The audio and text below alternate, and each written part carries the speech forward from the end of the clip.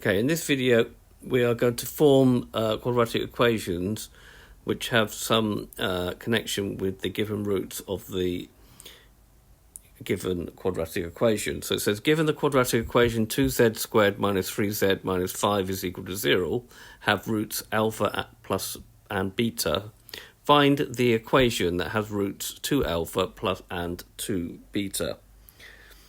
Okay, so we've got 2z squared minus 3z minus 5 has roots alpha, beta. All right, so we can actually do this without actually finding what the roots are. So the sum of these roots, alpha plus beta, is going to be 3. Change the sign on that one because it's minus 3 over 2.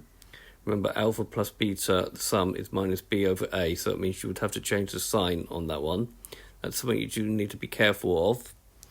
And then the product of the roots will just be alpha beta, which is going to be minus 5 over 2. You don't have to worry about the sign on that one. So alpha beta is c over a. Right, now we need to find that has roots, a quadratic has roots 2 alpha plus 2 beta. So if we summed up the new roots, okay, we get 2 alpha plus 2 beta. Be careful because the b and a on the new equation and the c is not the same as a, b, and c on the old equation. So 2 alpha plus 2 beta is a common factor of 2. So what we've got to do is get the something it reduced to something that we can actually either use one of these or both of these. So we've got 2 alpha plus beta. So that means it's going to be 2 times 3 over 2, which gives me 3. The product of the new roots is going to be 2 alpha times 2 beta, which gives me 4 alpha beta. So that means I need to do 4 times the alpha beta, which is minus 5 over 2, which gives 2 goes into that 2, so it gives me minus 10. Right, so the sum was 3 and the product is minus 10, so the new minus b over a, and this will be the new c over a. So it will let a be equal to 1 because we've got 1 in both of these, so it's easier if you do that, otherwise you don't end up with a fraction.